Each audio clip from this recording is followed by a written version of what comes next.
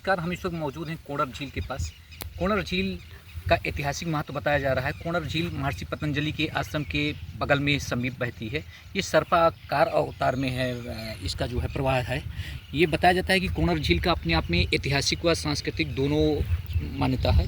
कोणर झील में विदेशी पक्षियों का जो है आगमन होता रहता है। कोणर झील को ऐतिहासिक व विरासत धरोहरों को संजोधित करने के लिए प्रशासन इको टूरिज्म के रूप में इसके विकास की बात कह रहा है। इसके साथ ही कई अन्य स्तर पे इसको संरक्षण को लेकर कवायद चल रही है। प्रशासन ने हाल ही में इसको लेके एक प्रस्ताव तैयार किया है, जिसके मुताबिक यहाँ पे इको टूरिज्म का एक विस्तृत विकास किया जाएगा। उसके आधार पर स्थानीय लोगों को रोजगार के अवसर उपलब्ध कराए जाएंगे, जिससे इसका जो है विकास का माहौल डेवलप होगा। महर्षि पतंजलि जन्मभूमि के विकास के लिए सरकार ने 1 करोड़ 38 लाख रुपए का बजट जारी किया है, जिससे महर्षि पतंजलि की जन्मभूमि पर मल्टीपर्पज हॉल का निर्माण किया जा रहा है। इसके अलावा अन्य सुविधाओं की बढ़ोतरी की जा रही है। दूसरी तरफ शासन ने आयुष मेडिकल कॉलेज के निर्माण के लिए भी स्वीकृति प्रदान की है। जनपद गोंडा में अंतर्राष्ट्रीय योग दिवस का जो कार्यक्रम है, हम सब मिलकर उसको कोडर गांव में मना रहे हैं।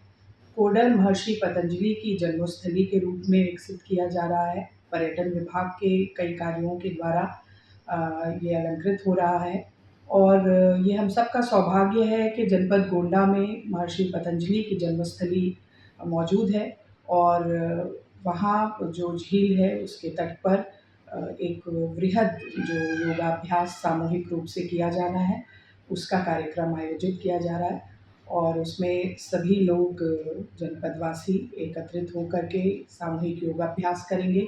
एक स्वस्थ शरीर, स्वस्थ मानसिक मनः स्थिति, इसके लिए एक सर्वांगीण विकास के लिए योग बहुत आवश्यक है और निश्चित योगाभ्यास करते हुए हम सब अपनी जो सामाजिक दायित्व हैं उनकी पूर्ति में भी एक बेहतर भूमिका में और सशक्त भूमिका में अपने आप को पा सकते हैं। तो अंतर्राष्ट्रीय योग दिवस की शुभकामनाएं भी मैं देना चाहूँगी। नमस्कार, हम इस वक्त मौजूद हैं कोणर में महर्षि पतंजलि के जन्मस्थली पे। महर्षि पतंजलि की जन्मस्थली की बाबत हम जानकारी लेते हैं डॉक्टर स्वामी भगवताचार्य जी से। इस स्थल की विशेषता क्या है, इस स्थल का क्या महत्व है? डॉक्टर साहब, क्या है महर्षि पतंजलि की जन्मस्थली की बाबत आपकी क्या? महर्षि पतंजलि के विषय में भारत ही नहीं पूरी दुनिया में इस समय योग के को लेकर के चर्चा है और मान्यता के विषय में इस कार्य को बहुत पहले से ही प्रयास किया गया। पतंजलि जन्मभूमि न्यास सनातन धर्म परिषद आदि के तत्वाधान बड़े सब साथ में थे।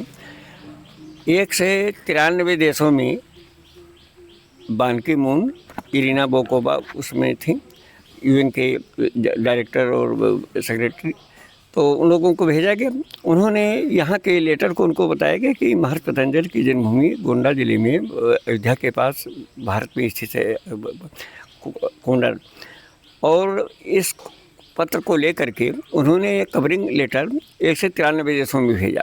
उसमें से 1 से 77 देशों ने सहर्ष स्वीकार किया और जो थोड़े से बचे उन्होंने असनो कुछ नहीं किया।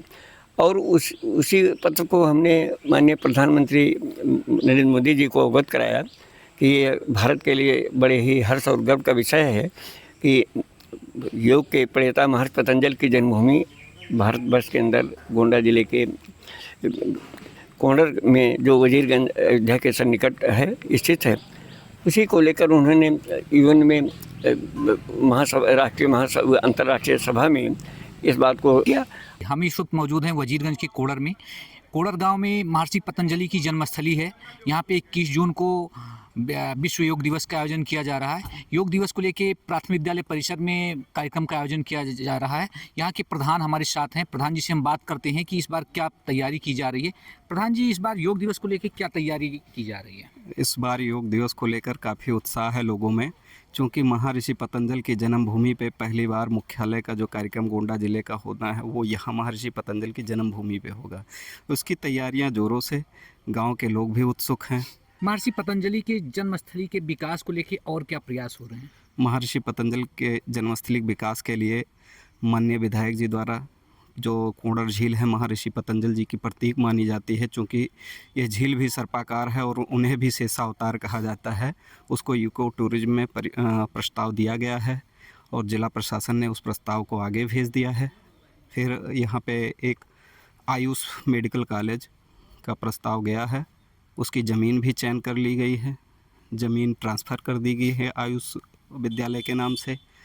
उसके अलावा क्या नाम है, मंदिर पे पर्यटन विभाग द्वारा कार्य चल रहा है, आपने देखा होगा, आते समय रास्ते में ही पड़ता है, तो वहाँ पे पर्यटन विभाग कार्य कर रहा है, जिसकी और कार्य क्या चाहते हैं महर्षि पतंजलि की स्मृतियों को संजोने के लिए, और क्या प्रबंध होने चाहिए आपकी नज़र में? क्योंकि महर्षि पतंजल जी हमारे सांस्कृतिक विचारधारा के भी अग्रसर रहे हैं, तो उनके नाम पे यहाँ पे एक संस्कृत महाविद्यालय भी होना चाहिए, जिससे लोगों को योग की शिक्षा भी दी जाए। योग महाविद्यालय होना चाहिए। इसके साथ साथ ये पर्यटन स्थली के रूप में विकसित हो और अयोध्या दर्शन में इसको जोड़ा जाए, जिससे लोग यहाँ भी आएँ और यहाँ के लोगों को भी रोजगार मिले और महर्षि पतंजल जी के नाम पे जो पूरे विश्व में भारत का डंका बज रहा है, वो महर्षि पतंजल की जन्मभूमि भी पूरे विश्व में विख्यात हो। अगर आप ये वीडियो YouTube पर देख रहे हैं तो हमारे चैनल को सब्सक्राइब करें और बेल आइकन को दबाना ना भूलें। अगर आप Facebook पर ये वीडियो देख रहे हैं तो हमारे पेज को लाइक करें।